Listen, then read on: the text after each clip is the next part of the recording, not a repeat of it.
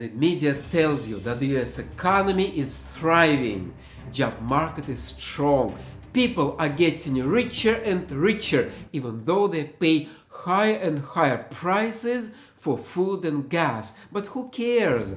The media tells you that the US is strong, America is great again, and it's all thanks to Joe Biden, the greatest president of all time.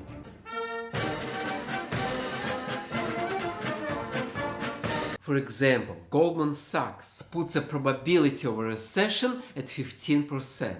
You know Goldman Sachs is the same bank that brought you the financial meltdown of 2008.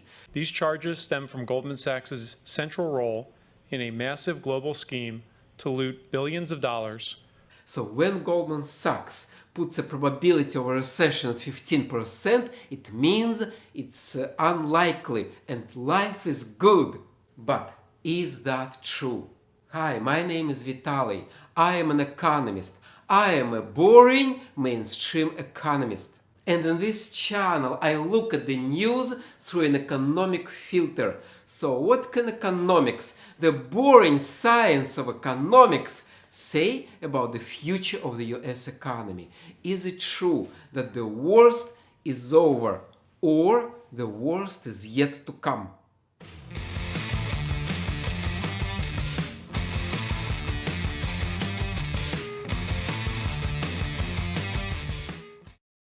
Let's look at the facts. In the year 2021, the United States was hit by high inflation. When prices started rising and Americans were still paying higher and higher prices for everything, especially prices for food and gasoline. And in this situation, a central bank is supposed to do something. It's supposed to reduce inflation. But the US Federal Reserve did nothing. For over a year, Jerome Powell just enjoyed the show. And the reason is, Jerome Powell wanted to get reappointed for his position by President Joe Biden. So Jerome Powell was trying to avoid unpopular policies. And that was why, for over a year, Jerome Powell didn't do anything about inflation. And he won, he got the job, but the price of it was Jerome Powell letting inflation out of control. And only in the spring of 2022, the US Federal Reserve started raising its policy rate. And when the Federal Reserve raises its policy rate, it makes money more expensive, more scarce, and that brings about a recession.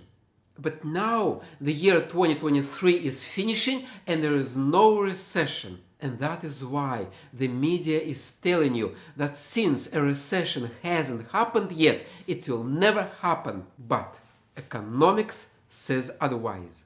Economics tells us that monetary policy works with time lags, with significant delays, that there is a lag between the moment the central bank does something and the moment this action has an effect on the economy. Let's look at the timeline.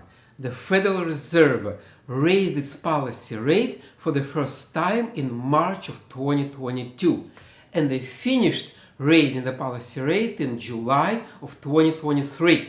Add 1 or 2 years to these dates and you will get that the next US recession, the next US economic meltdown should happen between summer of 2023 and summer of 2025.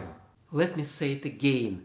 According to economics, according to the boring science of economics, the next economic recession should happen between summer of this year and summer of 2025.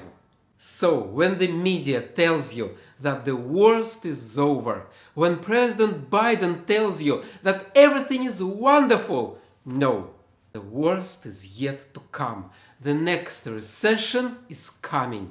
And it will happen in 2024 or the first half of 2025 at the latest.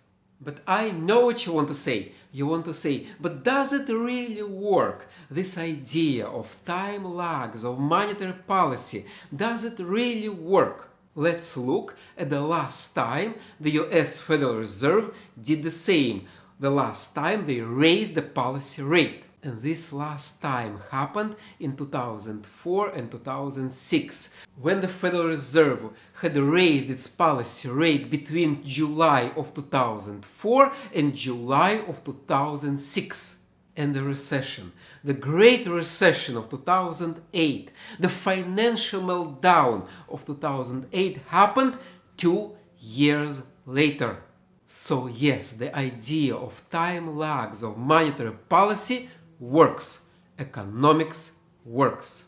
I believe that the next crash will happen sooner rather than later, and in this video I discuss 3 economic indicators that point to a recession happening soon. And the US economy is already far from perfect. It shows the signs of weakness. It already had a banking crisis in the spring of 2023. And the US manufacturing is already in a recession. It has been contracting for 12 months, the longest stretch since the recession of 2008. And sooner or later, things will get even worse. The US economy will be hit by the next crash. And that was my opinion. But what do you think? Do you think that the worst is over, or the worst is yet to come? Do you trust the media or the science of economics? And in my next video, I'll discuss how Jerome Powell, the chair of the Federal Reserve, took a total 180, how he's going to help Biden win the election, and for that, how Jerome Powell is destroying the reputation of the US Federal Reserve. So stay tuned, subscribe, and I'll talk to you next time.